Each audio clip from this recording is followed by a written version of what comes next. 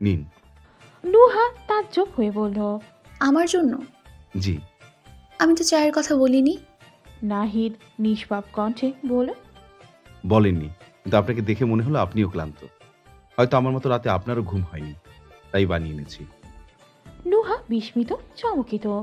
এতটা সে আশা করেনি। মনে মনে বলল, ঘুম হবে কি করে? সারা রাত যে বিছানার বদলে বাথরুমে ছিলাম। ঠান্ডা হয়ে যাবে মিস নুহা, কাপটা ধরুন। নুহা একবার ভাবল না বলে দেবে। দুদিনের আলাপে কেউ কিছু একটা দিলেই ও খাবে কেন?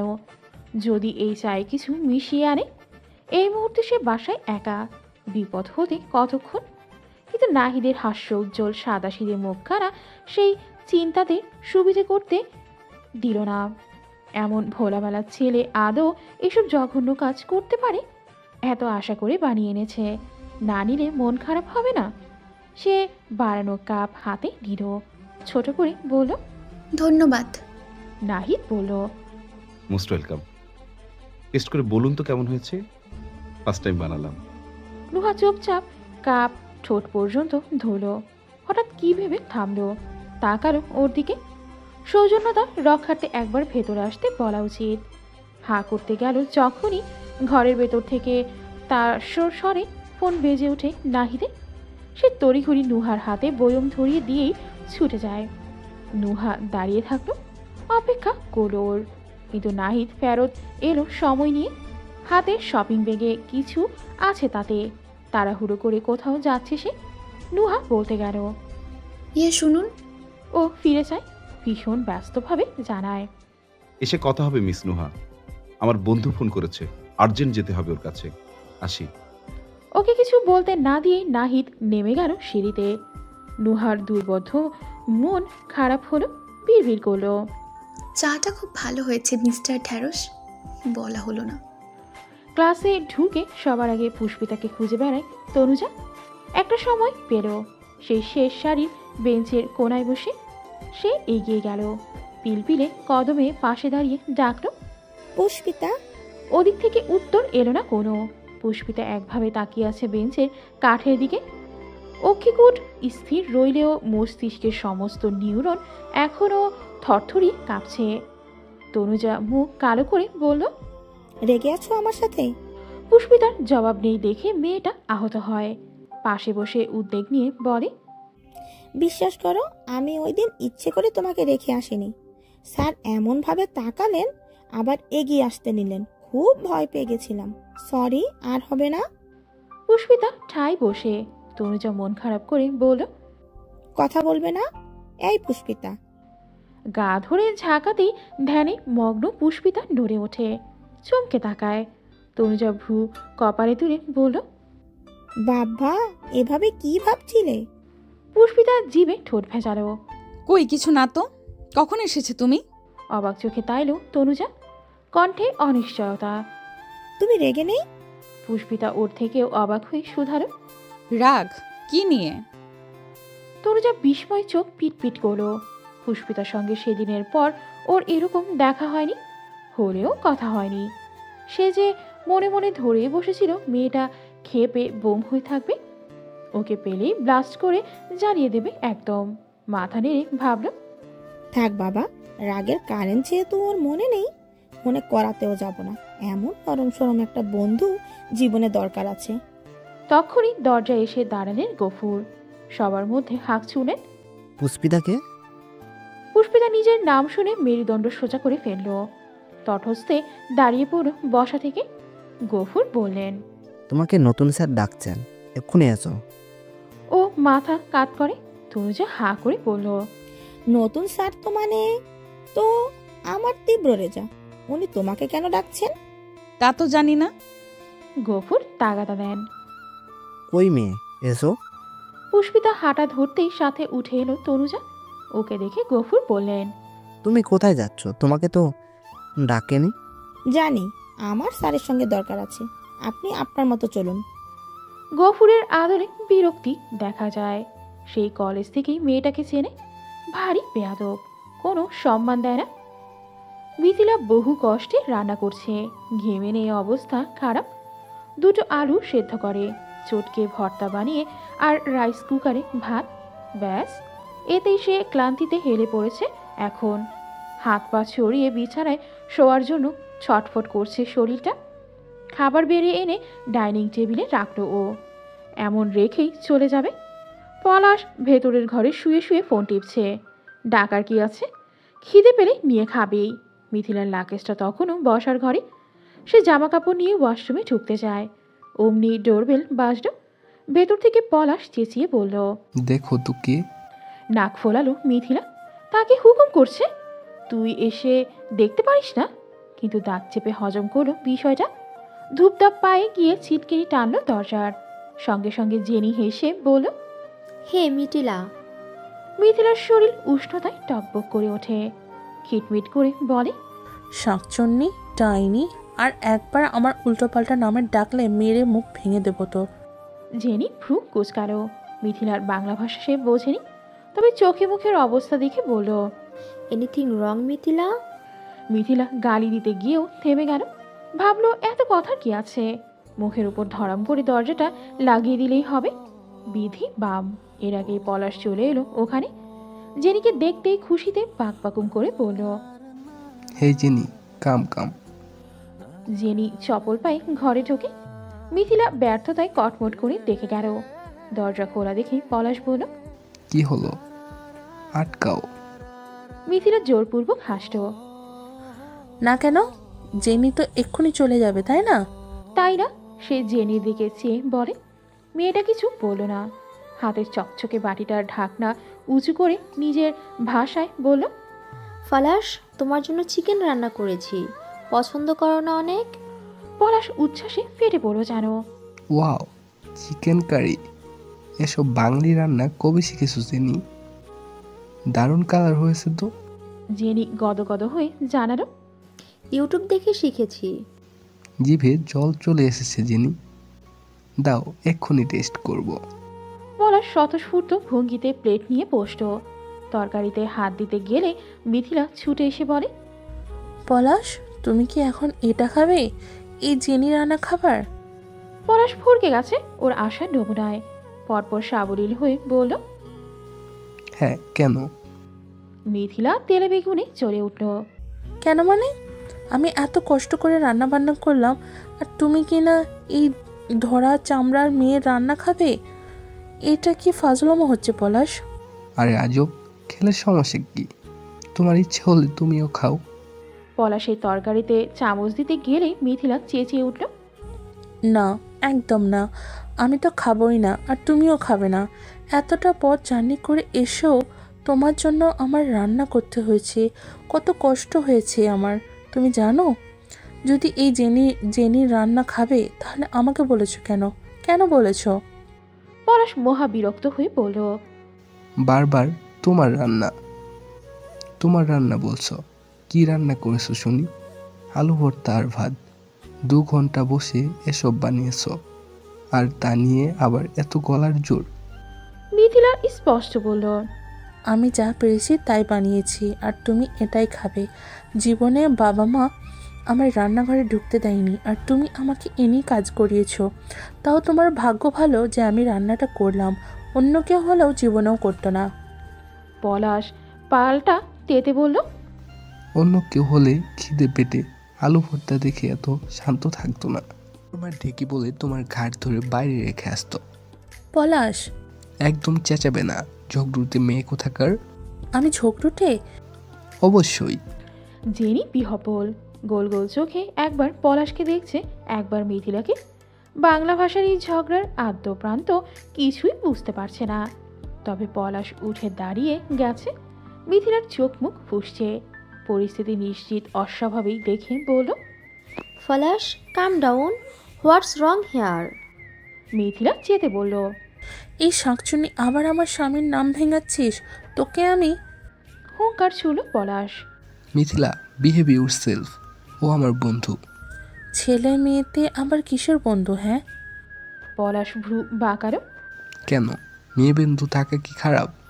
অন্তত তোমার মতো ছেলেদের টাকা পয়সা হাতাতে প্রেম করার চাইতে ভালো। মিথিলা স্তব্ধ হয়ে বলল, তুমি আমাকে খোঁটা দিচ্ছ? সে সাফ সাফ বলল, হ্যাঁ দিচ্ছি। আর তুমি এরকম অগ্রহ আচরণ করলে সারা জীবন দেব। চুপচাপ ভদ্র মেয়ের মতো সংসার করো, আর না হলে কিন্তু আমার অন্য একটা রূপ দেখাতে বাধ্য হব তোমাকে। তার রক্তচক্ষু দেখে মিয়ে যায় মিথিলা। এখন যাও এখান থেকে। ও তাও দাঁড়িয়ে দেখে চোখ পাকালো পলাশ। কি হলো, যাও। মিথিলার কান্না পায়, ক্রন্ধন স্রোতে নাক ফেপে ওঠে। রাগ গিলে তেজি পায়ে রুমে ঢুকে সশব্দে দরজা লাগায়। আওয়াজে জেনির মেদহীন গাত্র কেঁপে উঠল। হতভম্ব আওড়ালো, কি হলো এতক্ষণ? ও এত রেগে গেল কেন? পলাশ জবাব দিল না। সে আবার বলল, ও তোমার কে হয়? পলাশ দু আঙুলে কপাল ঘষছে। ছোট্ট উত্তরে বলল, মেড। জেনি খুব বিস্ময় নিয়ে বলল, মেড হয়ে এমন ব্যবহার করে দেখে মনে হচ্ছিল ঝগড়া করছে। উত্তরে পলাশ ঠান্ডা চোখে তাকায়, আচমকা ঠোঁট টেনে হাসে। বাংলাদেশি তো, ও এদেশের সবার গায়ে একটু আটটু তেল বেশি। যাকগে, কিছু মনে করো না। এক বাক্যে মেনে নিল জেনি। হেসে বলল, আচ্ছা। করিম শাহের টং দোকানে প্রতিদিন কার ভিড়, কিন্তু আজকে সেখানে রাহাতের চেনা মুখগুলো নেই। মিরাজ, মুশফিক, শাফিক, আরমান কাউকেই গত কয়েকদিন ধরে দেখতে পাচ্ছে না। সবচাইতে যার খোঁজে ব্যাকুল তার ক্ষুদ্র মন, সে বিট্টু অব্দি নেই। বিগত কদিন যাবৎ তাদের খুঁজে খুঁজে হতাশ রাহাত। আজ ধৈর্য হারিয়ে দোকানের কাছে গিয়ে দাঁড়ালো। আড্ডায় মশগুল ছেলেপেলেদের দিকে বাক্য ছুড়ল। বিট্টু ভাই কোথায়? হঠাৎ প্রশ্নে ওরা থামে, তাকায় ওর দিক। রাহাত তাদের পরিচিত। সাব্বির বলল, আরে ভাইয়ের ফ্যান যে, কি খবর তোমার? অনেকদিন পর দেখা দিলে। রাহাত ওসব খুচরো আলাপে গেল না। তার চিত্ত ছটফটে, অস্থির। বিট্টু ভাইকে ইদানিং এখানে দেখা যায় না কেন? কোথায় উনি? ভাই তো জরুরি কাজে গেছে, আসবে মেলা দিন পর। কোথায় গিয়েছে? সেটা তো আমাদের বলেনি, মুশফিক ভাইরা জানতে পারে। রাহাত ব্যগ্র কণ্ঠে শুধায়, ওনারা কোথায়? ওনারও কাজে গিয়েছে। কেন বলো তো? রাহাতের মুখে আমাবস্যা নামলো। মনের আশপাশ ছেয়েছে তমসায়। হুটহাট কি কাজে গেল সবাইকে বাদ দিয়ে হলেও বিট্টু ভাইকে তো তার প্রয়োজন। ও যে ছোটপুকে পাওয়ার আশায় আছে, সে আশা ফলবে না। পুষ্পিতা আর তনুজা গফুরের পিছু পিছু এসে তীব্রর অফিস কক্ষের সামনে দাঁড়ালো। তনুজা উকিঝুঁকি দেয় ভেতরে। তীব্র চেয়ারে বসে, গায়ে পেস্ট রঙের শার্ট, একেবারে বিধিবৎ বসন ভূষণে নজর কাড়া চেহারা। তনুজার চোখ জুড়িয়ে যায়, মুগ্ধতায় দু চারবার আউড়ে ফেলে। আহা আহা। গফুর ডাকলেন, স্যার। তীব্র সামনে অন্য একজন পুরুষ বসে, দরজার দিকে পেট ফেরানো তার। কথা বলছিল দুজনে। ডাক শুনে তাকালো। গফুর পুষ্পিতাকে দেখিয়ে চলে গেলেন। অথচ তীব্র প্রথমেই তনুজাকে বলল, আপনাকে তো ডাকা হয়নি। মেয়েটা ঠোঁট ফাঁকা করে চেয়েছিল এতক্ষণ। তীব্রর হঠাৎ বাক্যবাণে নড়ে ওঠে। জি না মানে? তীব্রর পুরো কণ্ঠ। আপনি ক্লাসে যান। তনুজার মুখটা ছোট হয়ে এলো। পুষ্পিতার দিক একবার অন্ধকার আননে চেয়ে চলে গেল চুপচাপ। পুষ্পিতা মায়া মায়া নেত্রে ওর প্রস্থান দেখে। আহারে, মেয়েটার স্যারকে এত পছন্দ, আর স্যারই কিনা ধমকে পাঠিয়ে দিলেন। তীব্র তখনই ডাকলো, ভেতরে এসো। পুষ্পিতা খানিক অবাক হয়। তনুজাকে তো স্যার আপনি করে বললেন, ওকে তুমি বলে কেন? পাশাপাশি বাসা দেখে সে কক্ষে ঢোকে ছোট ছোট কদমে। এসে দাঁড়াতেই পেট ফেরানো মানুষটা ফিরে চাইল। গাল ভরে হেসে শুধালো, কেমন আছো পুষ্পিতা? পুষ্পিতা বিস্ময়াবহ। ইনি ওকে চিনলেন কি করে? ও জিজ্ঞাসু চোখে তীব্রর দিক চাইল। সে নিজে থেকেই বলল, ও নাহিদ আমার সাথে থাকে, তোমাদের পাশের ফ্ল্যাটেই। তারপর একটু থেমে বলল, তুমি এখনই ওর সঙ্গে বাসায় চলে যাবে, ছুটি অবধি অপেক্ষা করতে হবে না। পুষ্পিতা বিভ্রান্ত, বিমূর্ত। তীব্র তার চেনা শিক্ষক মানুষ, অনেকবার দেখা হয়েছে। ওনার সঙ্গে একসাথে আসতেই তো কতটা অস্বস্তি হচ্ছিল, কিন্তু এই লোকটাকে দেখলো আজ প্রথম। অচেনা লোকের সঙ্গে যাবে কেমন করে? কিছু কি হয়েছে স্যার? চিন্তিত কণ্ঠের বিপরীতে জবাব এলো কাঠখোট্টা রূপে। হ্যাঁ, ওই ছেলেগুলো তোমার জন্য বাইরেই অপেক্ষা করছে। পুষ্পিতার শীর্ণ বক্ষস্থল ছ্যাদ করে ওঠে। হরিণী নয়ন বৃহৎ হয়ে এলো আতঙ্কে।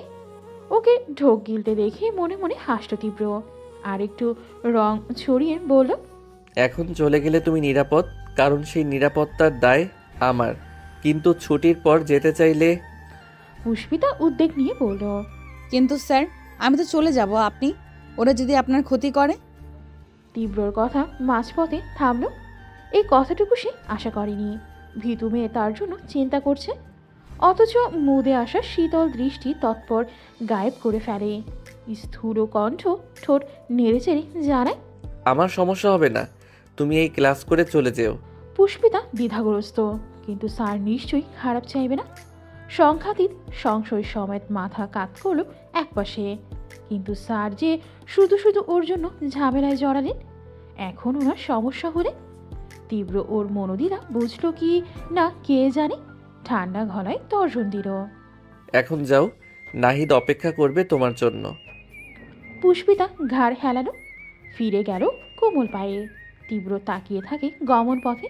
নাহিদ বলল, কি চুপচাপ নরম মেয়ে, তোর তো পুরো অপোজিট রে বিট্টু। তীব্র চাপা কণ্ঠে ধমকালো, এই নামে ডাকবি না এখানে, আর কতবার বলতে হবে? সে জিভ কাটে। Sorry sorry. তীব্র হঠাৎ হাসল, চেয়ারে এলিয়ে দিল চওড়া পিঠ, দৃষ্টি স্থির রেখে বলল, ইটস কল্ড কম্বিনেশন। প্রতিটি মানুষের তার বিপরীত চরিত্রের প্রতি আকর্ষণ থাকে। তীব্রর আকর্ষণ এতটাই তীব্র যে এক ঝটকায় সে আজ মাস্তানি রেখে এই চেয়ারে বসে। তফাৎ শুধু এখানেই। নাহিদ মাথা চুলকালো, ঘটে সব ঢোকে নেই। হাত ঘড়ি দেখে নিল একবার। পুষ্পিতাকে সাথে নিতে একটু একটু সংকোচ হচ্ছে। শত হলেও ভাবি মানুষ, এই বিট্টুটা যে কখন কি চায় কে জানে। কলেজ ছুটি হয়েছে। 3 জন হৃষ্টপুষ্ট আর একজন হ্যাংলা পাতলা যুবক গেটের বাইরে দাঁড়িয়ে। ওদের নজর ওতপাতা শিকারি নেয়। দুজনের হাতে মোটা লাঠি, বাকি দুজনের পকেটে ধারালো ছুরি। একে একে সবাই বের হলো গেট থেকে। শুধু যার অপেক্ষায় ওরা বসে সেই কাঙ্ক্ষিতে দেখা নেই। ঠায় প্রতীক্ষা শেষে ওরা ধৈর্য হারালো। একজন বিদিষ্ট আওড়ালো, শালা ভাগছে, ডরাইছে আমার করে। অন্যজন বলল, বেগেই কুল পাবি না, আমগো গায়ে হাত, তাও আবার মাইয়া মানুষ দেয়। ওই মাইয়ার খবর তো আছে, সাথে ওর কি যে করুম। অহন কি করবি? কাইল ধরে আজব তো এইখানেই। কিন্তু ওই বাইরে রয়ে গেল দিয়া, খায়রুল প্রায় আধা ঘন্টা দেখছি না। হইতে পারে মাইয়া লইয়া পিছনে দেওয়ালে টপকাইছে। শালা ভিতু মার্কা পোলাপান, আমাগো মতো মস্তান গো লাগে পাঙ্গালে। 4 জন হু হা করে লুটোপুটি খেলো হাসিতে। তক্ষুনি পেছন থেকে কেউ একজন বলল, আমাকে খুঁজছিস? নিম্নভার কণ্ঠে ওদের হাসি থামে। ফিরে চায় মাস্ক ক্যাপ পড়ুয়া এক ক্রান্তি ম্যান যুবক, হাতে লম্বা হকি স্টিকটা নিয়ে এক পা আড়াআড়ি ভাঁজ করে দাঁড়িয়ে। ওরা মুখ চাওয়া চাই করল, দৃষ্টিতে প্রশ্ন। পুষ্পিতার প্রথম চর খাওয়া ছেলেটি শুধালো, তুই কে? যুবকটি বা হাতে ঘাট ধরে খুব ধীর অথচ হিমের ন্যায় কণ্ঠে বলল, তোরা মাস্তান হলে আমি মাস্তানের বাপ। লাল রঙের ইটের ক্ষুদ্র ক্ষুদ্র টুকরো বিছানা চওড়া একটা রাস্তার পাশ ঘেঁষে তার সূর্যমুখী ফুলের ছোটখাটো খ্যাত। উষ্ণ মধ্যাহ্নে পথের গায়ে যানবাহন সংকট, সবটা জনমানবহীন। একটু আগে এই নিরিবিলি জায়গাতে ওঠা প্রবল দাঙ্গার ঝড় শেষ হয়েছে কেবল। রাস্তার একপাশে পরিচিত সেই করকরে লাল জিপ সূক্ষ্ম অযত্নে দাঁড়িয়ে। ফ্রন্টের সঙ্গে প্রশস্ত শরীরটা হেলে রয়েছে তীব্র। লম্বা চওড়া কান্তিমান যুবকটির শুভ্র ললাটের এক পাশ গাঢ়ভাবে কেটেছে। চোখের কোণায় তাজা রক্তের দাগ, ফোঁটা ফোঁটা গড়িয়ে পড়ছে কপলে। অথচ নিরুৎসাহিত উদ্বেগহীন সে। হলদে রোমালে রক্ত মুছতে মুছতেই ঠান্ডা চোখে পায়ের দিকে চাইল একবার। 4 জন যুবক বালু ঢালা রাস্তায় গড়াগড়ি খাচ্ছে। কারো পা নড়ছে না, কারো মাথা ফেটেছে, কেউ বা গভীরভাবে আহত। সব তার গায়ের জোর প্রয়োগের ফলাফল। তীব্র হাতের মধ্যাঙ্গুল ছাড়ো, আঙুলের ডগাটাও কেটেছে। টনটন করছে কবজি। যুবকদের একজন বাকিদের তুলনায় আঘাত পেয়েছে কম, তবে আতঙ্কিত নজর তীব্রর উপর বন্দী। সে নিশ্চিত সম্মুখের ব্যাপ্ত চেহারার ছেলেটির গায়ে অসুরের ন্যায় শক্তি। অথচ বন্ধুরা কি বলে এনেছিল এখানে? কলেজের টিচার ভোলা ভালা দেখতে, জেন্টেলম্যান। দু এক ঘা খেলে বাপ বাপ বলে পালাবে, অথচ সে এমন এক গুন্ডা পাঠিয়ে দিয়েছে যে রীতিমতো খোল খাওয়ালো ওদের। ভালো ভালো কথা বলে কলেজের সামনে থেকে এখানে আনলো, এই ধানের জমির পাশের ভেতরের রাস্তায়। আর তারপর কথাবার্তা ছাড়াই এমন মারতে শুরু করলো যে ওরাই বাপের নাম ভুলে গেছে এখন। সে একবার ভীত চোখে ধুলোর ওপর পড়ে থাকা হকি স্টিকটাকে দেখলো। এটা দিয়ে পেটাতে পেটাতে একেবারে কাম তামাম করে দিয়েছে ওদের। বাম হাতটায় কি অসহ্য ব্যথা, কোনোদিনও আগের মতো নাড়াতে পারবে কিনা কে জানে। এমন দস্যুর মতো জোর এ ছেলের গায়ে এলো কি করে? তীব্র হঠাৎ চাইতেই ছেলেটা চটপট মাথা নামিয়ে নিল। ও হাসে, বুঝতে পারে তার মনের ভাষা। এই নীরব লড়াইয়ে সে নিজেও প্রহত। তাতে কি, এসব তার নিকট ভ্রুক্ষেপ করার মতন কোনো ব্যাপারই নয়। ও রক্ত চুপচুপে হওয়ার রোমালটা আচমকা ছেলেটার মুখের উপর ছুঁড়ে মারতেই আটকে চাইল সে। ভাবলো হয়তো আবার তেড়ে আসছে। তীব্র শব্দ করে হেসে উঠল এবার। মানুষকে ভয় দিতে, ভয় পেতে দেখতে তার আনন্দ হয়। এখনো হলো। এসে এক হাঁটু মুড়ে ওর সামনে বসতেই গুটিয়ে বসতে চাইল ছেলেটা, পারল না। হাঁটু থেকে পায়ের গোড়ালি অবধি ব্যথায় বিবশ হলো। তীব্র ওর কাছে বসে ওর মতোই বড় বড় চোখ করে শুধায়, ভয় পাচ্ছিস আমাকে? ছেলেটা বিলম্বে মাথা নাড়ল। পাচ্ছে। তীব্র তুষ্ট হয়ে বলল, গুড, সব সময় পাবি। কেউ আমাকে ভয় পেলে আমার ভালো লাগে, এনজয় করি। তোকে একটু কম মেরেছি কেন বলতো? ছেলেটা চেয়ে থাকে শঙ্কিত নজরে। তীব্র সুস্থ না অসুস্থ বিভ্রান্ত সে।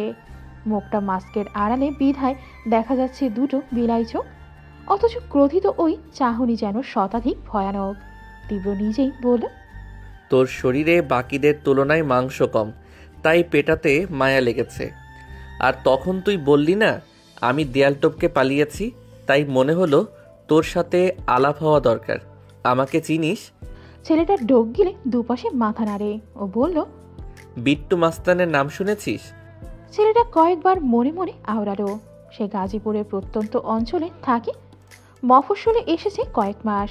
চেনে না বুঝতে পেরে তীব্র নিজেই বলল, কুয়েতে থাকলে সমুদ্রের বাদশার নাম শুনবি কি করে? নিজের এলাকায় কুকুরও রাজা।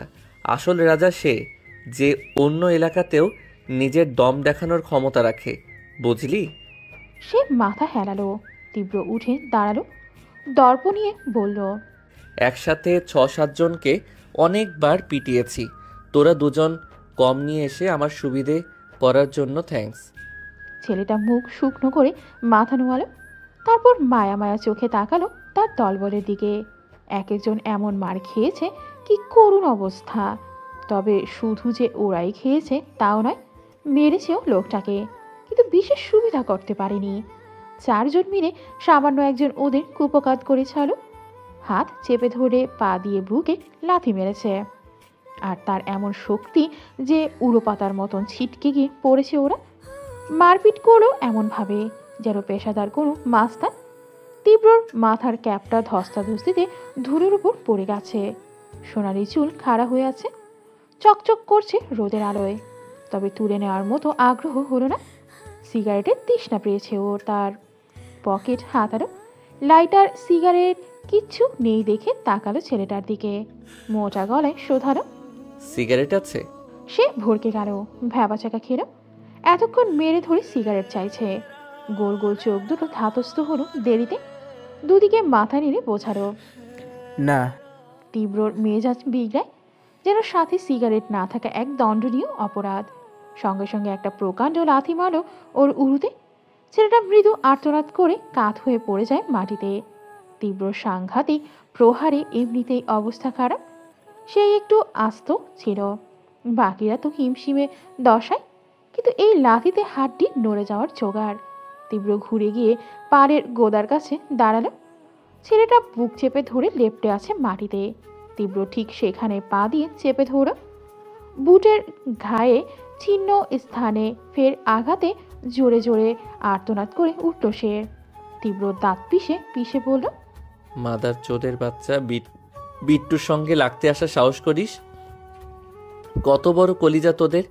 ভালো কথা বলি শোন, এই কলেজে হাজার হাজার মেয়ে পড়ে, তোরা সবগুলোকে বিরক্ত কর, যা মন চাই বল, কিন্তু ওই মেয়ে, ওর দিকে ভুলেও তাকাবি না, না হলে আজ বিট্টুর মাস্তানির ট্রেলার দেখালাম, এরপর পুরো সিনেমা দেখাবো। ওকে কিছু বলার জন্য হাঁ করতে গেলেও জিভ খুঁজে পাবি না, কিন্তু মনে থাকবে। ছেলেটা আড়ষ্ট ত্রাসে কাঁপল থরথরিয়ে। তীব্র ওকে উচ্ছিষ্টের ন্যায় পায়ে মারিয়ে ছাড়ে, পাশ থেকে হকি স্টিক তুলে নেয় হাতে। অমনি চারজন ব্যথা ভুলে তটস্থ সতর্ক হয়ে গেল। আবার মারবে কি? তীব্র ওদের চারপাশে কুণ্ডলীর মতো ঘোরে, স্টিক নাড়তে নাড়তে ঘোষণার মতো বলে, এখন থেকে ওকে ভাবি ডাকবি। কি ডাকবি? তিনজন থতমত গলায় বলল, বাবি। এক একজনের উত্তরে দেরি হতেই তীব্র গোড়ালির ওপর স্টিক দিয়ে বাড়ি মারে। সে তৎপর ছিটকে উঠে যন্ত্রণায়, ঘন ঘন আওড়ায়, বাবি। তীব্র মাথা ঝাঁকিয়ে বলল, গুড, যেখানে দেখবি সালাম দিবি, ওকে? জবাব এলো ত্রস্ত। জি জি। তীব্র সন্তুষ্ট। আশপাশটা দেখলো একবার সুচারু নেত্রে। দোকানপাট সব বন্ধ, কেউ নেই। স্টিক নিয়েই তরবরে কদমে গিয়ে উঠে বসলো জিপে। অনেকটা দূরে এসে হুইল ঘোরাতে ঘোরাতে মাস্ক খুলল, খাতবিহীন কণ্ঠে গান ধরল, কোন রাখালের ওই ঘর ছাড়া বাসিতে, সবুজের ওই দোল দোল হাসিতে, মন আমার মিশে গেলে বেশ হয়, যদি পৃথিবীটা স্বপ্নের দেশ হয়, তবে কেমন হতো তুমি বলো তো? পরপর ফুরফুরে মনে ঠোঁট কামড়ে হাসল সে। সকালে পুষ্পিতার সঙ্গে শোনা গান পুরো অথর কোণায় চলে এসেছে। কি বশীকরণ জানে এই মেয়ে! তীব্র চোখ বুঝল প্রিয় মুখখানা অনুভব করতে। বিধি বাম কাকতালীয়ভাবে স্পটে ভেসে উঠল ভিন্ন কোনো দৃশ্য। সে সাফিনের এক মেয়ের গা থেকে ওড়না টেনে নেওয়া। মেয়েটি ছলছল নয়নে অসহায় চেহারায় ফিরে তাকাতেই চমকে গেল তীব্র। ধক করে উঠল তার রূঢ় বক্ষস্থল। পুষ্পিতা! তীব্র চট করে ব্রেক কষল। উদিত রঙিন দুনিয়াটা মুহূর্তেই কেমন ঘোলাটে হয়ে আসে। দোদুল্যমান ভুবনের ন্যায় মস্তিষ্কের সমস্ত কোষ দুলতে থাকে দিক বেদিক। যেন মনে হচ্ছে সবখানি পুষ্পিতা দাঁড়িয়ে। দিনের পর দিন করিমের দোকানে বসে বন্ধুদের এক একটা উত্ত্যক্ত করা মেয়েগুলো পুষ্পিতার মতো দেখতে। ওই তো সেদিন মিরাজ যে মেয়ের মুখে বোতলের পানি ছুঁড়ে মারল, সেও যেন পুষ্পিতা।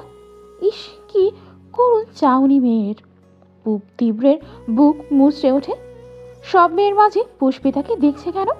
তক্ষুনি ভেতর থেকে কে যেন চেঁচিয়ে বলল, তীব্র রুজা তালুকদার, এখন বুঝতে পারছো? তোমরা যখন মেয়েদের সঙ্গে এমন আচরণ করো, রাস্তাঘাটে বকা ছুড়ে দাও, কেমন লাগে ওদের? ওরাও কাঁদে আড়ালে, ওরা নিচু ক্লাসে থাকে, কিন্তু তোমরা ক্ষমতার ভয়ে তাদের সবটা বাধ্য হয়ে সহ্য করে নেই। ঠিক তেমনই বিতু মেয়েদের মতন, এই ছেলেগুলোর মতন তো তোমরাও অপরাধী, তাই না? তীব্র চড়া গলায় প্রতিবাদ করলো, না, আমি তো কোনো মেয়েকে আজ অবধি কিছু বলিনি, তাহলে আমি কেন হব? সত্তাটা হাসতে হাসতে আওড়ালো, অন্যায় যে করে আর অন্যায় যা সহ্য করে দুজনই সমান অপরাধী। তুমি সহ্য না সয় দিয়েছ, বন্ধুদের কখনো মনে করনি, তবে তোমার অপরাধের সীমা কি আছে? মাথা এলোমেলো হয়ে গেল তীব্র। সত্যিই তো, সে সবসময় ওদের সাপোর্ট করেছে, বলেছে তোদের যা ইচ্ছে কর। এই তো একটু আগে এই ছেলেগুলোকেও বলল না, চাইলেই তো ওদের নিষেধ করতে পারতো। সহসা সত্যটা বলল, অতীত না ভেবে বর্তমানে বাবু, ভবিষ্যতে পাপ করবে ইচ্ছা থাকলেও এখন এসব বন্ধ করতে পারো তুমি। তীব্র দ্বিতীয়বার ভেবে সময় ক্ষয় করল না। হুইল ঘুরিয়ে ইউটার্ন নিল। বাড়ির পথে না এগিয়ে রওনা করলো শহরের পথে। পুষ্পিতা ওড়নার মাথা খুঁটে খুঁটে আঙুলে পেঁচাচ্ছে, বারবার কুণ্ঠিত চোরা নজর আওড়াচ্ছে, চাইছে নুহার পানে। সে মেয়ে হাঁ করে তাকিয়ে ওর দিক। দুটো পিরব ঠোঁট দুই মেরুতে পুষ্পিতা আইঢাই করে বলল, আর কতক্ষণ তাকিয়ে থাকবি?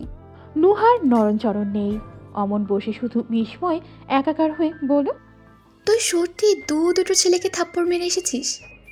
পুষ্পিতার ঠোঁট টিপে মাথা নোয়ালো, ওপর নিচ ঝাঁকালো একবার। নুহা বুকে হাত দিয়ে হাউতাস করে বলল, আল্লাহ, এ আমি কি শুনলাম? আমার মনে হয় হার্টে স্ট্রোক হয়ে যাবে। পুষ্পিতা বলল। স্ট্রোক তো মাথায় হয়। নুহা সোজা হয়ে বলল। জানি, কিন্তু তোর এই অষ্টমাশ্চর্যের কথা শুনে আমার স্ট্রোক মাথা থেকে নেমে হৃদয় এসেছে। যে মেয়ে জীবনে মশা ছাড়া কিছুই মারে না, সে দুটো বখাটে ছেলের গালে চড় মেরে এলো। মানে এটা কি করে সম্ভব? হাউ? পুষ্পিতা লাজ লজ্জা আননে চুপ করে থাকে। মানুষ পটে হানা দিল তীব্রর জলজলে ওই চোখ। কি দুর্গেও ভাষার আস্থা সেখানে। আমি আছি কথাটাতে কত ভরসা। না হলে ওর সাধ্য কি ছিল কাউকে আঘাত করার? নুহা বলল। তবে যাই বলিস, তোর স্যার কিন্তু একটা স্যালুট পাওয়ার যোগ্য। আমি এতকাল বলে বলেও তোকে দেখে ইচ্ছু করাতে পারিনি, আর উনি দুদিনেই নরম মেয়েটাকে গরম বানিয়ে ফেলেছেন। না, আজকে আমার কথা মেনে নিলাম। তোর স্যার এখানে আসায় খারাপ হয়নি। পাশে ব্যাচেলার ওঠার রাগটা পড়ে গেল। অন্তত কারো দৌলতে কাদামাটির মতন আমার এই বান্ধবীটা অন্যায়ের বিরুদ্ধে একটু হলেও মাথা উঁচু করতে পেরেছে। পুষ্পিতা মুচকি হাসল, পরপরই চিন্তিত কণ্ঠে বলল। কিন্তু স্যার তো আমাকে পাঠিয়ে দিলেন, ওনার বিপদ হলে? নুহা কিছু বলতে যায়, আচমকা ওদের জানালায় ঠিক ঝুল কেউ একজন। শব্দে চমকে উঠল দুজনে। নুহার পিছে লেগে পায়ের কাছে এসে পড়েছে সেটা। ওরা মুখ চাওয়াচাই করল। দড়িত মথিত কাগজের টুকরোটাকে ঝুঁকে হাতে তুলল নুহা। ভাঁজ খুললে একটা ছোট্ট পাথরের টুকরো বসিয়ে আসে। ভেতরে এবড়ো থেবড়ো হাতে লেখা। প্রেম করবা? নুহা দাঁতে দাঁত চেপে ধরল রাগে। পুষ্পিতা বুঝতে না পেরে বলল, কি হয়েছে? কিন্তু উত্তর পেল না। নুহা ঝড়ের গতিতে গিয়ে জানলার কাছে দাঁড়ায়। বুঝতে বাকি নেই এসব সেদিনের ওই ছেলেগুলোর কাজ। খেপে বলল, এই হতচ্ছাড়া অসভ্যগুলো, ঢিল মারলি কেন ঘরের মধ্যে? জবাব এলো 2 সেকেন্ডে। একটা পুরুষ কণ্ঠ জানালো, আরে মেয়েদের মুখে গালি শুনতে কি সুন্দর লাগে রে, বুকটা ভরে গেল। তারপর সশব্দে হাসল দুটো স্বর। নুহা তেলে বেগুনে জ্বলে ওঠে। পাড়া মেরে বুক ভরা ছুটিয়ে দেবো কুত্তাগুলো। নুহার হাতে একটা চটকানা খেলে 100 দিন কানে শুনবি না। পুষ্পিতা পিছু হতে চাপা কণ্ঠে বলল, আহা, মানুষজন শুনতে পাবে নুহা। ও ধমক দিল, তুই থাম, অজাতগুলোর সামনে আয়। জানালা আটকে কথা বলিস কেন? একজন উত্তর পাঠালো, কেন, সামনে এলে বুঝি চুমু খাবে? পুষ্পিতা ঠোঁট চেপে ধরো হাত দিয়ে। চোখ ফুটবল হয়ে গেছে হতভম্বতায়। নুহা উন্মায় থরথর করে উঠল। এক কোপে মাথা কেটে ফেলবো শুয়োরের দল। দাঁড়া আসছি, দেখাবো মজা। নুহা তেরে দূরে বাড়ি থেকে বের হতে চাইলে পুষ্পিতা হাত টেনে ধরল। যাস না, ওরা খারাপ ছেলে। ছাড় আমাকে, আজ এক একটাকে যে কি করব। আন্টি আসুক না, তারপর একটা সুরাহা হবে। তুই একা যাস না প্লিজ, ওরা কেমন না কেমন হয়। নুহা দমল খানিক। গতবার আয়েশা খাতুন বাড়িওয়ালাকে পাননি। তিনি দেশের বাইরে সপরিবারে ঘুরতে গিয়েছেন। কিন্তু এই অভদ্র ছেলে পেলে তো আজ সীমা অতিক্রম করে ফেলেছে। এখনো যদি স্টেপ না নেওয়া হয় তবে একটা জাতা কাণ্ড ঘটতে কতক্ষণ। তীব্র টালমাটাল কদমে ঘরে ঢুকল। সবকিছু কেমন ফাঁকা ফাঁকা লাগছে। বাড্ডায় গিয়ে বন্ধুদের পায়নি। সবগুলো হুটহাট যেন কোথায় গায়েব হয়েছে। কিছু তো জানায়নি ওকে। যে কাজে গেল হলো না যে। পেয়েছে তার দলের কনিষ্ঠদের। যদিও ওদেরকে কড়াভাবে মানা করে এসেছে, আজ থেকে এখানে আর কোনো মেয়েকে বিরক্ত করা যাবে না। পিট্টু মাস্তানের বাকি সব কাজ চলবে, কেবলমাত্র ইফটিজিং নয়। তীব্র যখন কথাগুলো বলছিল করিম শাহ হা হয়ে চেয়েছিলেন। তার দুচোখ ভর্তি অবিশ্বাসের আজ তীব্র স্পষ্ট দেখেছে। ভদ্রলোক হয়তো খুশি হয়েছেন, কিন্তু তীব্র ওনাকে খুশি করতে কিছু করেনি। করেছে কেবলমাত্র বিবেকের দংশনে, মানবিকতার দহনের দগ্ধতা থেকে বাঁচতে। অন্য কেউ পুষ্পিতার দিকে নোংরা বাক্য ছড়াতে তার শরীরটা জ্বলে যাচ্ছিল ক্রোধে। তাহলে ওরাও তো কারো বোন, কারো প্রিয় মানবী। তীব্র ভেতরে এসে দেখলো নাহিদ গালে হাত দিয়ে বসে আছে। ওকে দেখে উঠে দাঁড়ালো। তীব্রর কাটা স্থানে 1 টাইম ব্যান্ডেজ লাগানো, সে নিজেই লাগিয়েছে। নাহিদ হাহাকার করে বলল, এ কি অবস্থা তোর, কি হয়েছে? তীব্র ক্লান্ত উত্তরও দিল অবসন্ন গলায়, কিছু না। কিছু না? এরকম কাটলো কিভাবে? অ্যাক্সিডেন্ট করেছিস? তীব্র জবাব দিল না। বসার ঘরে পাতানো ডিভানে বসে গ্লাসে পানি ঢেলে নিঃশ্বাসে ভরে খেল। নাহিদ নিজের মতো হিসেব কষে, ফিস ফিস করে সচেতন কণ্ঠে শুধায়, তুই কি আবার মারপিট করেছিস? নিশ্চয়ই ওই ছেলেগুলোকে মেরেছিস, তাই না? তীব্র খুব শীতল চোখে তাকালো। যে চাহনিতে উত্তর পরিষ্কার। নাহিদ দীর্ঘশ্বাস ফেলে দুপাশে মাথা নাড়ে। তীব্র বলল, খাবার দে কিছু। সে তাকালো, হতাশ গলায় বলল, প্যাকেট বিস্কিট চানাচুর ছাড়া বাসায় কিছুই নেই। নিচে গিয়েছিলাম, খাবার হোটেল সব বন্ধ। যেগুলো খোলা ও সব তুই খাস না। তীব্র বলল, তুই না বাসা থেকে চাল ডাল কি কি এনেছিলি? কিছু একটা রান্না করে ফেল। নাহিদ চোখ প্রকট করে বলল, রান্না? আমি তো রান্না করতে জানি না। ওগুলো তো ভাবি জোর করে ধরিয়ে দিয়েছিল। তীব্র রুমের পথে যেতে যেতে বলল, সব ধুয়ে রেডি কর, আসছি আমি। নাহিদের কোটর থেকে মণি দুটো বেরিয়ে আসতে চাইল। বিট্টু করবে রান্না? এটাও সম্ভব? ক্ষুদ্র জীবনে আর কত চমক সইতে হবে তাকে? গোটা বাসা ধোয়ার ভরে গেছে। সেই ধোয়ার একাংশ গিয়ে আক্রমণ করেছে নুহাদের ঘরেও। পুষ্পিতা ওড়না মুখে চেপে কাশতে কাশতে জানলা খুলে দিল। যখনই দরজায় এলো, দেখলো নিঃসহায়ের ন্যায় নাহিদও নাক মুখ চেপে দাঁড়িয়ে আছে বাইরে। ওর কৌতূহল হয়, ধোয়া আসছে ও তাদের ঘর থেকে। সে মিহি গলায় শুধালো, কোনো সমস্যা হয়েছে ভাইয়া? নাহিদ উদ্বিগ্ন বলতে গেল, কথা আটকায়। তীব্রর সাবধানী বাণী মনে পড়ে, পরপর বলতে যায়, আবার আটকালো। তার দুর্বোধ্য উসখুস আচরণে পুষ্পিতা হতবুদ্ধিভাবে চেয়ে রয়। শেষে জিভে ঠোঁট ভেজালো নাহিদ, বলল, আসলে তোমার স্যার খিচুড়ি রান্না করেছেন। এসব তারই ফল। জীবনে রান্নাঘরে ঢোকেনি আর সে করছে রান্না। ওটা তো ও আমাকেও খাওয়াবে। ভাবো তো একবার, আমার উপর দিয়ে কি যাবে আজকে। নাহিদ দুঃখী দুঃখী চেহারা বানায়। তক্ষুনি ভেতর থেকে তীব্র চাপা আর্তচিৎকার ভেসে আসে। শোনামাত্র নাহিদ ছুটে যায় ঘরে। পুষ্পিতাও দাঁড়িয়ে থাকতে পারল না। বিপদের আভাস শুনে কোনো কিছু না ভেবে নিজেও গেল দ্রুত। তীব্রর আঙুল আগেই কাটা ছিল। পেঁয়াজ কাটতে গিয়ে সেখানেই ছুরি ধার বসেছে আবার। সমস্ত রান্নাঘর এলোমেলো। ইউটিউবে খিচুড়ির রেসিপি ছেড়ে রাখা। চুলার উপর কড়াইয়ে পেঁয়াজ রসুন সহ পোড়া তেল পড়ে আছে। একবার বসিয়ে পুড়ে ফেলার পর আবার পেঁয়াজ কাটছিল। নাহিদ এসেই দেখলো হাত থেকে রক্ত পড়ছে। হাউতাশ করে বলল, হায় হায়, এত রক্ত! হাত কাটলো কিভাবে? সাবধানে কাজ করবি না? তীব্র নিরুৎসাহিত বলল, এত রিয়্যাক্ট করার কিছু হয়নি, এমন ছোটখাটো কাটাই বিট। আচমকা নাহিদের পেছনে চোখ যেতেই কথা সেখানেই স্থগিত। পুষ্পিতার শুকনো ভীত চেহারায় দাঁড়িয়ে আছে। তীব্র ঝট করে ছুরি রেখে আঙুলটা চেপে ধরে বলল, উফ, এত ব্যথা, জ্বলে যাচ্ছে হাতটা। নাহিদ প্রথমে বোঝেনি, উৎকণ্ঠিত হয়ে বলল, অয়েনমেন্ট আনছি, দাঁড়া, একটু দাঁড়া। সে দৌড়ে গেল আনতে। তীব্র বারবার হাত ছাড়ছে। তামাটে ওষ্ঠ এক একটার সঙ্গে আরেকটা চেপে, যেন যন্ত্রণা সওয়ার প্রচেষ্টায়। নাহিদ যেতেই পুষ্পিতা শশব্যস্ত ওর কাছে এলো। চামড়া ছেঁড়া গলগলে রক্ত দেখে উদ্বিগ্ন হয়ে বলল, ইয়া আল্লাহ, এতখানি কেটেছে? তীব্র কাতরানোর ভান করে বলল, হ্যাঁ, ভীষণ জ্বালা করছে। উফ। পুষ্পিতা রক্ত থামাতে ওড়না দিয়ে চেপে ধরল জায়গায়। তীব্রর মনে হলো হাজার টুকরো বরফ খণ্ড ছেড়ে দিয়েছে তার পক্ষপটে। আপনি আসুন স্যার, এদিকে এসে বসুন।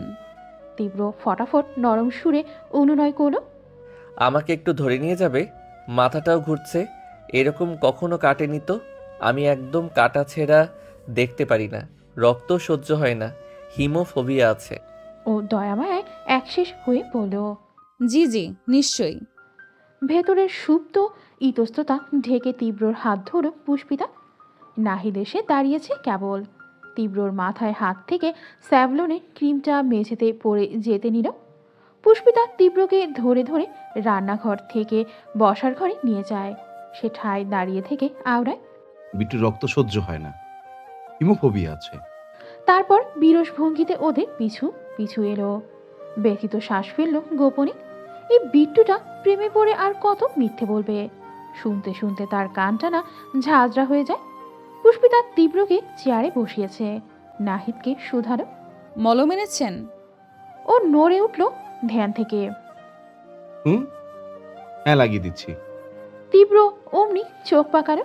পুষ্পিতার নজর এড়ালো, ইশারায় বোঝালো ওর কাছে দিতে, কিন্তু সে গর্ধব কিছুতেই বুঝছে না। তীব্র আমতা আমতা করে বলল, না, তুই তুই কি করে লাগাবি?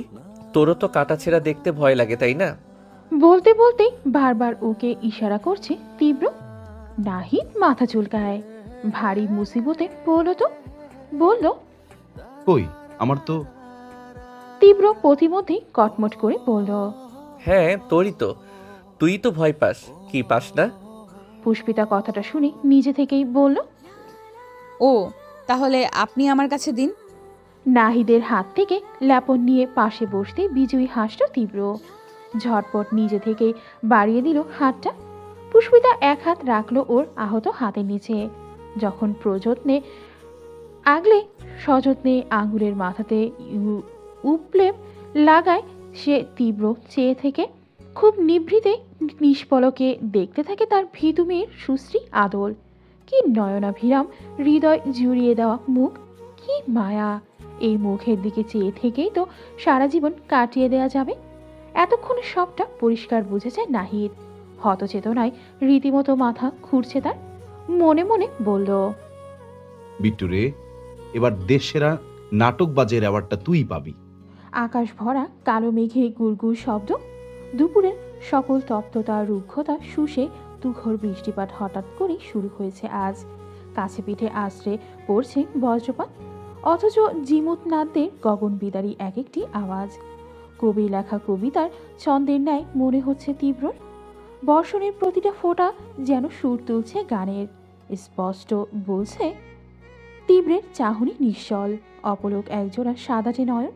পুষ্পিতার চোখের পল্লব ঠোঁটের এক একটি খাজ গুনতে থাকার মতন আকুল মনোযোগ সেথায়। পুষ্পিতা মরমের পর ক্ষত স্থানে ওয়ান টাইম ব্যান্ডেজ লাগিয়ে দিল। কিছু বলার জন্য চোখ তুলতেই অপ্রস্তুত হলো গতিতে। তীব্রের নড়চড় নেই, ভীষণ স্বাভাবিকত্বের মাঝেও অস্বাভাবিক চপল নেত্র, মুখ মুগ্ধতার স্রোতে যার চারপাশ ডুবে। পুষ্পিতার সাবলীর অভিব্যক্তিতে জড়তাই সে ভেড়ে, বিব্রত বোধে ঘিরে আসে সব। এভাবে কি দেখছেন উনি? মাথা নুইয়ে বলল, হয়ে গেছে স্যার। অপর মানুষটির প্রতিক্রিয়া এলো না। পুষ্পিতা নিভৃত চোখ ওঠায়। তীব্র তখনও তাকিয়ে, যেন পুষ্পিতার বিভ্রান্তি হরিণী আখিচোরা নিবেশনের মাপকাঠিতে জর্জরিত করতেই উঠে পড়ে লেগেছে। মেয়েটা নীরবেই দিশেহারা হলো, অস্বস্তিতে খেই হারালো সহজ সুলভ থাকার। মেয়েটি মন নেতিবাচক কিছু ভাবতে চাইলেও শিক্ষার্থীর মন সেসব উড়িয়ে দেওয়ার জোর খাটালো খুব। পুষ্পিতা কি করবে বুঝতে পারছে না। উঠে চলে যাবে নাকি অপেক্ষা করবে?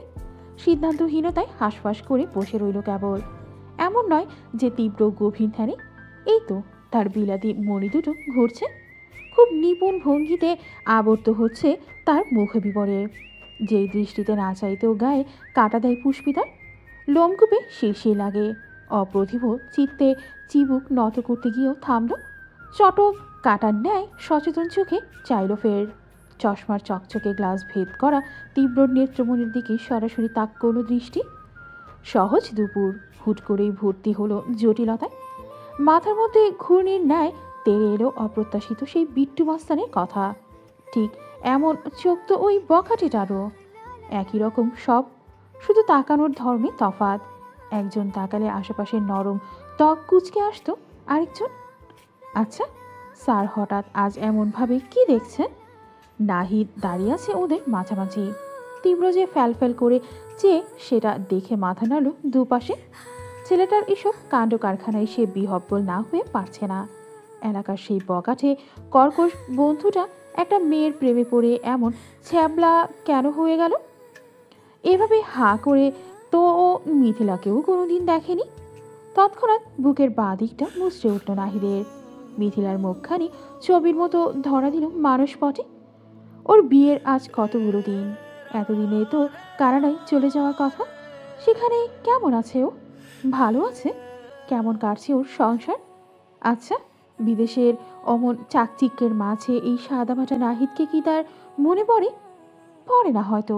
বুক চিরে সুপ্ত দীর্ঘশ্বাস বেরিয়ে এলো ছেলেটার। পরপর ধ্যান ভাঙল পুষ্পিতার রিনরিনে আওয়াজে।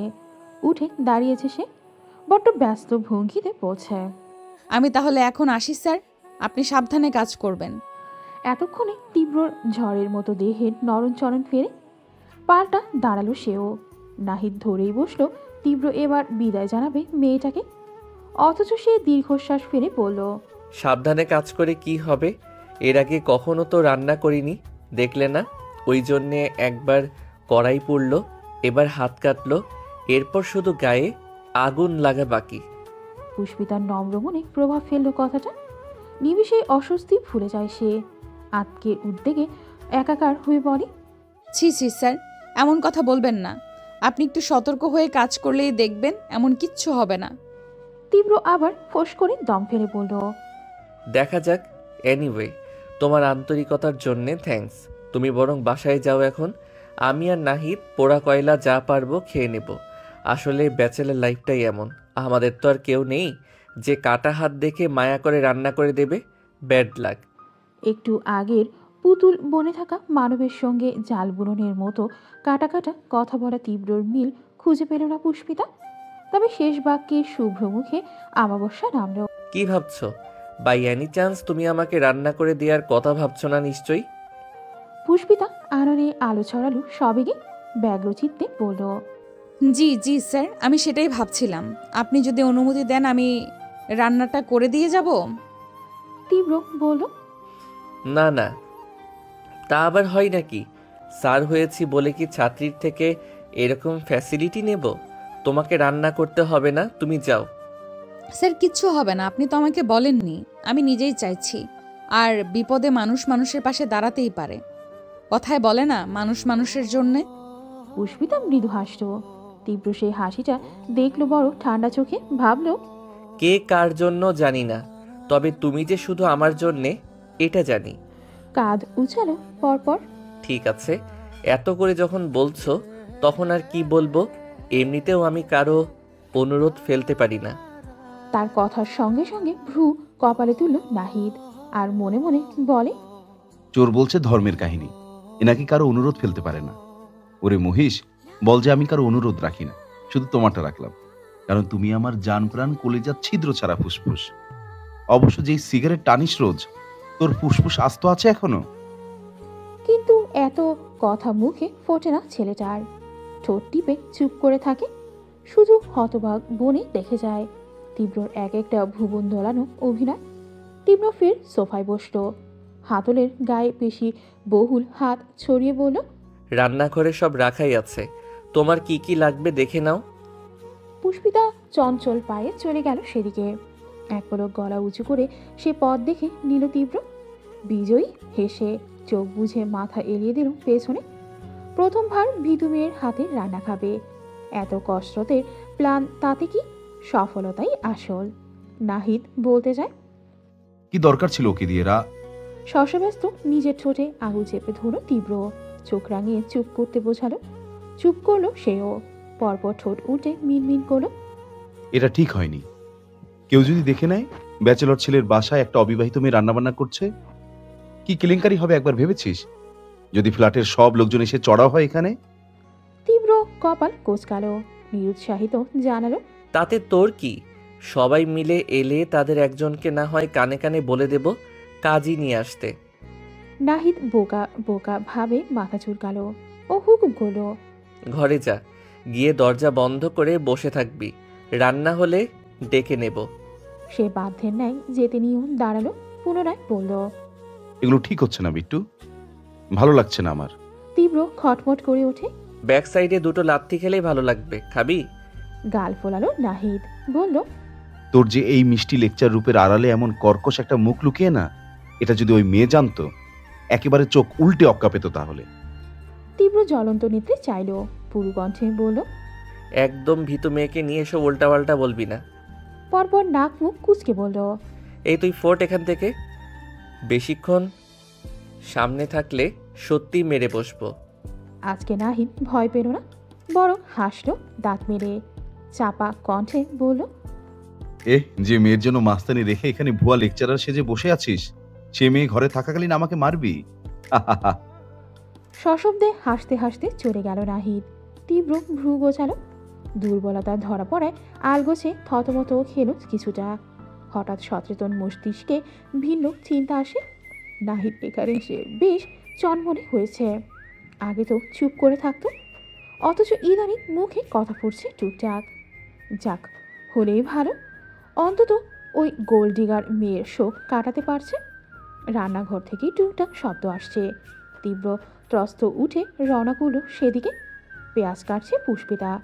ওনার এক মাথা সামনে জড়িয়ে অপর প্রান্তে পিঠ থেকে এনে কোমরে গুজেছে। খোপা করা চুলের কিছু অংশ সন্ধি করেছে কপালের ঘামের সাথে এসে। মুখে কোনো সাজসজ্জা নেই, মসৃণ কেশ রাশিও অগোছালো, অথচ মোহবিষ্টের ন্যায় চেয়ে রইল তীব্র।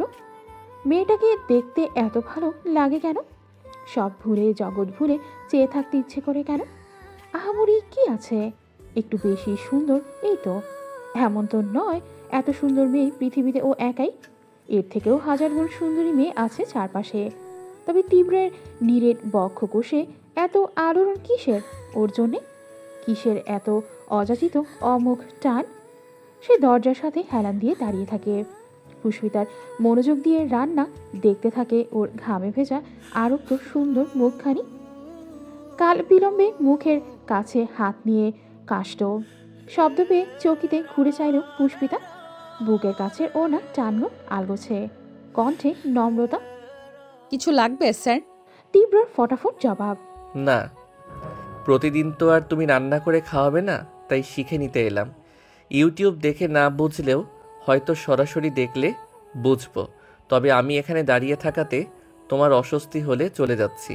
ভেতর ভেতর সত্যি অস্বস্তি হচ্ছে পুষ্পিতা, কিন্তু শিক্ষক মানুষ, আবার তারই বাড়ি। সে যেতে নিলেই মৃদু বেগ নিয়ে বলল, না সমস্যা নেই, আপনি দাঁড়ান, আমি শিখিয়ে দিচ্ছি। কাছে ঠোঁটের ভাঁজে চতুরের ন্যায় হাসিটা সন্তর্পণে চেপে রাখল তীব্র। এগিয়ে এসে সানসেট ঘেঁষে দাঁড়ালো। পুষ্পিতা ব্যস্ত হলো রান্নায়, কিন্তু পাশেই অল্প কয়েক দিনের অচেনা পুরুষ দাঁড়িয়ে। নারী মনে একটু তো বিব্রত লাগছেই। তীব্রর চোখ তখন মেয়েটার চটপটে হাত দুটোর ওপর। পেলব ফর্সা হস্তের পৃষ্ঠে ছোট ছোট ঠার ঘাম। পরিষ্কার সমুদ্রের পাশে বোনা ঝাউবনের মতো সুন্দর। তীব্র বুক ভরে শ্বাস টানল। কাজে বহাল পুষ্পিতার দিক সরাসরি চেয়ে ভাবল, খুব তাড়াতাড়ি আমাকে সারা জীবনের মতো রান্না করে খাওয়ানোর দায়ভারটাও তোমার হাতে তুলে দেব ভিতুমে। Just wait and watch. Pushpita স্টিলের মতো শক্ত শরীরে কাজ করছে। মেয়েটার অপ্রতিভ ভাবমূর্তি ধরে ফেলল তীব্র। ওকে স্বাভাবিক করতে কথার বাহানা ধরল। জিজ্ঞেস করলো গাম্ভীর্য সমেত, তুমি বেশ ভালো রান্না জানো মনে হচ্ছে, খুব তাড়াতাড়ি কাজ করছো। ও বলল, হ্যাঁ, আসলে ছোট থেকে মনের সাথে টুকটাক কাজ করতাম তো, তাই আর কি। পুষ্পিতার ব্যাপারে তীব্রর সবই জানা, তাও ইচ্ছেকৃত শুধারো। মনিকে তোমার মা? খুন্তিনারা ব্যস্ত হাতটা হট সহসা থেমকে যায় মেয়েটার।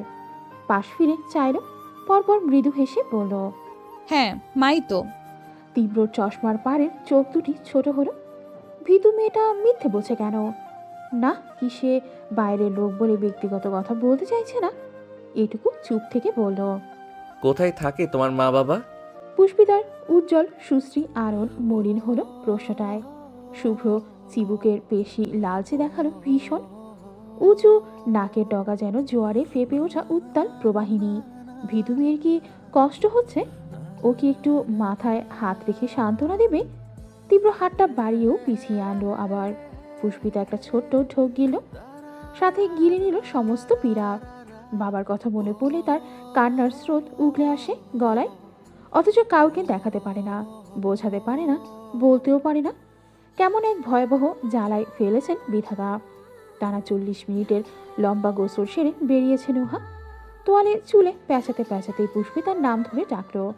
কোনরূপ উত্তরের সাথে মেয়েটাও এলো না। ভ্রু গুছিয়ে কামরা ছেড়ে বসার ঘরে এলো নোহা। বারান্দা, রান্নাঘর সবখানে দেখল, কোথাও পুষ্পিতা নেই। এইবার চিন্তায় ললাটের সূক্ষ্ম ভাঁজ গাঢ় হলো তার। সদর দরজাটাও ঠা করে খোলা। পুষ্পিতা তো ওকে না বলে বাইরে যাওয়ার মেয়ে নয়, তাহলে গেল কোথায়? মেয়েটার বুক কাঁপে ভয়ে, অন্তঃস্থলে ছুটে আসে অশনি সংকেত। পুষ্পিতাকে আবার কেউ তুলে নিয়ে যায়নি তো? সে বিট্টু মাস্তানটাই নিয়ে গেল নাকি? নুহা ঝড়ের গতিতে দরজার কাছে এলো। বাহিরে তাকাতেই দেখলো শুধু ওদের নয়, পাশের ফ্ল্যাটের দৌড়ও একই রকম খোলা। ও চোখ সরু করলো, খটকা জাগলো মনে, পা বাড়লো সেদিকে। দ্বিধাদ্বন্দ্ব সমেত মাথা ঢুকিয়ে ভেতরে উকি দিল। কাউকে দেখা না গেলেও ঘর হতে ভেসে আসা পুষ্পিতার কণ্ঠ স্পষ্ট পাওয়া যাচ্ছে। অমনি টান টান হয়ে দাঁড়ালো নুহা। দুজন ব্যাচেলর ছেলের ঘরে কি করছে গাধিটা? নুহা ওদিকে যেতে নিয়েও থামলো, ডাকতে চেয়েও ডাকলো না। মাথায় ঢুকলো এখানে বিপদের কিছু নেই।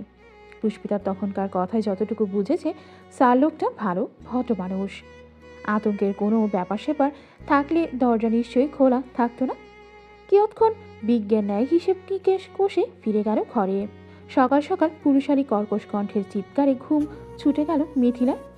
ধরফড়িয়ে তাকালো, চোখ মুখ কঠিন করে দাঁড়িয়ে আছে পলাশ। ও তাকাতেই রেগে মেগে বলল, এটা কি ঘুমানোর সময় মিথিলা? আমার অফিস আছে, জানো না?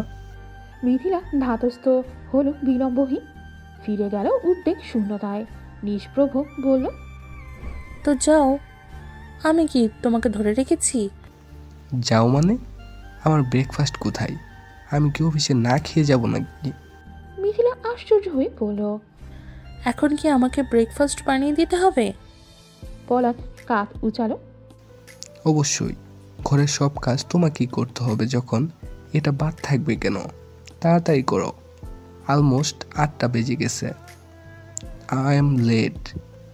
মিথিলা বিস্মিত চোখে তাকালো। 8টা?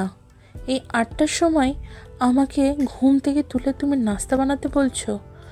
আমি বিয়ের আগে কখনো 11টার আগে ঘুম থেকে উঠিনি পলাশ। সেখানে পলাশ তখন আয়নার সামনে দাঁড়িয়ে চুল ব্যাক ব্রাশ করছিল।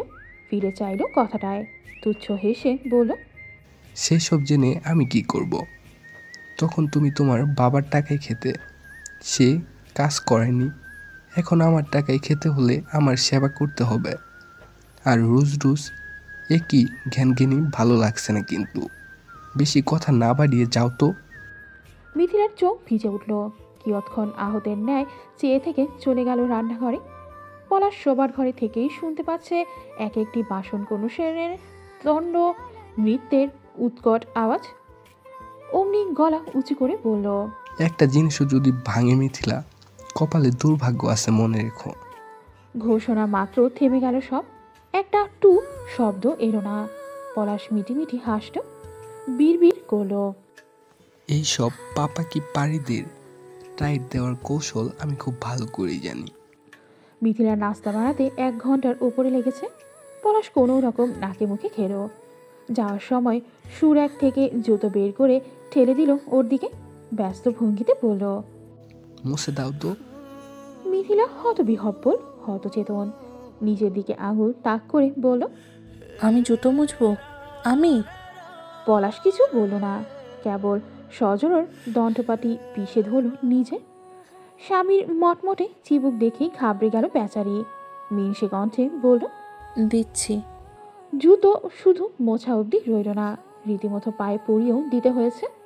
মিথিলার রাগে দুঃখে অপমানে কান্না দলা পাকাচ্ছে গলায়। এখন অবধি ওকে এখানকার সিম কিনে দেয়নি পলাশ, তার উপর বাংলাদেশের সিমটাও বন্ধ। ওর ফোন থেকেও কথা বলতে দিচ্ছে না। বাবার কাছে কোনো মতেই এসব নালিশ ঠোকার উপায় নেই মেয়েটার। নিজের উপর সে নিজেই ফুঁসছে এখন। কানাডায় ট্যুরিস্ট ভিসায় এসে সিটিজেনশিপ পাওয়ার স্বপ্ন দেখেছিল সারা পথে, অথচ এখন মনে হচ্ছে দেশে যেতে পারলে বাঁচে। একবার সেখানে গেলে বাবার বাসায় গিয়ে থাকবে, ওখানে তো আর কোনো কাজ করতে হয় না। এতদিনে নিশ্চয়ই পুষ্পিতাকে খুঁজে পাওয়া গেছে, ওটাকে দিয়েই ইচ্ছে মতো খাটানো যায়। পলাশ লিফটের বাটন টিপতে টিপতে বলল, লাঞ্চে খেতে আসবো না, রাতে ফিরতে দেরি হবে। মিথিলা কেন জিজ্ঞেস করতে চেয়েও করলো না, ভাবলো যা মন চায় করুক, তাতে ওর কি? সে তো আরামসে বাইরে থেকে কিছু একটা অর্ডার করে খেয়ে নেবে। তারপর দরজা লাগিয়ে বারান্দায় এসে দাঁড়ালো। হঠাৎ চোখ পড়ল নিচে। পলাশ ইতিমধ্যে নেমে গেছে। জেনিকে গাড়ি সমেত দাঁড়িয়ে থাকতে দেখেই তুরন্ত মেজাজ চটে গেল মিথিলার। পলাশ কি এখন এই সাদা চুন্নির সাথে যাবে নাকি? তার চমক বাড়াতেই পলাশ হাসি মুখে গিয়ে জড়িয়ে ধরল জেনিকে। তারপর দুজন মিলে জড়িয়ে গাড়িতে উঠে বসল। ছুটে যাওয়া বহন আর ধোয়ার দিক কেবল হাঁ করে চেয়ে রইল মিথিরা। মাথার মধ্যে তেতে উঠল ভীষণ গুরুতর প্রশ্ন। পলাশ আর জেনি সত্যিই কি বন্ধু? পুষ্পিতা ঘরে ঢোকা মাত্রই পেরো হাতখানা লুফে নিল নোহা। মেয়েটা ভরকালো, ভয় পেল, প্রকোপে চেয়ারের উপর বসে পড়ল। ধপ করে গোল চোখে চেয়ে বলল, কি হয়েছে? নুহার চোখ মুখ থমথমে, চাউনির ভাষা তীক্ষ্ণ, গম্ভীর কণ্ঠে শুধালো, কি করছিলি ওখানে? পুষ্পিতা বুঝতে না পেরে বলল, কোথায়? তোর স্যারের ঘরে।